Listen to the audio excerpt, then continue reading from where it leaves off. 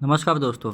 आज हम बात करेंगे एक बहुत ही इम्पोर्टेंट आर्टिकल के बारे में जो कि पिछले 4-5 दिनों से काफ़ी न्यूज़ में है और जिसके कारण इस पे जो डिस्कशन है वो इम्पोर्टेंट हो जाता है। तो आज हम इसके बारे में पूरा डिटेल से जानेंगे कि क्या ये बिल है, इस बिल को क्यों लाया गया और इस पर प्रोटेस्ट क्यों हो रहे हैं, इस पर भी बात की जाएगी। तो हाल ही में भारत सरकार ने IPC को रिप्लेस करके भारतीय न्याय संहिता लागू किया है।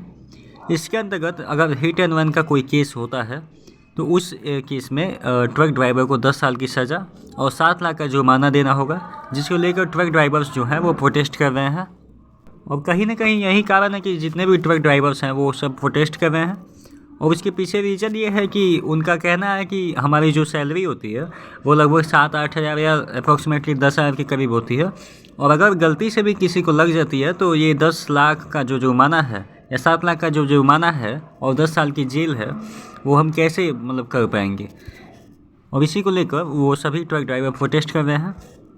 और इस नए लॉ के अंतर्गत भारतीय न्याय संहिता में 2 कैटेगरीज बनाई गई हैं। पहला ये है कि अगर किसी ट्रक के टक्कर लगने से किसी सामने वाले व्यक्ति की मृत्यु हो जाती है और उस ट्रक ड्राइवर का ये इंटेंशन नहीं था, यानी वो कल्पेबल होमिसाइड के अंतर्गत नहीं आता था, तो उसकी जो सज़ा है वो इंटेंशन की अपेक्षा कम मिलेगी, यानी कि 5 साल की सज़ा होगी और फाइन देना होगा। लेकिन अगर दूसरी कैटेगरी ये है कि अगर ट्रक ड्राइवर जानबूझकर उनको टक्कर मारता है तो ये कल्पेबल होमिसाइड के अंतर्गत आएगा, यानी ट्रक ड्राइवर का इंटेंशन था कि वो उसे मारना चाहता है और इसके अंतर्गत लगभग 7 साल की सज़ा और 10 लाख का जुर्माना देना पड़ेगा।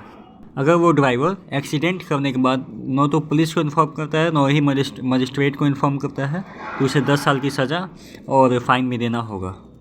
अब बात करते हैं कि हिट एंड रन लॉ का जो केस है वो पहले इस पे क्या कानून थे। तो ओल्ड IPC के अंतर्गत अगर बात की है तो सेक्शन 304A के अंतर्गत इसमें जो सज़ा है वो दी जाती थी। उसके अंतर्गत जो मैक्सिमम जेल का टर्म था वो लगभग 2 साल का था और काफ़ी मिनिमम फाइन हुआ करता था।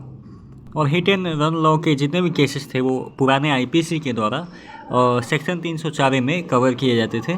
उसमें कोई अलग अलग डिवीज़न नहीं था जैसे कि भारतीय न्यायिक संहिता में है। तो ये था पूरा न्यूज़। आई होप कि आपको ये आर्टिकल अच्छी तरह से समझ आ गया होगा। सो ऐसे ही डेली अपडेट्स के लिए मेरे चैनल को लाइक और सब्सक्राइब कर सकते हैं। So thank you for watching my video. Thank you.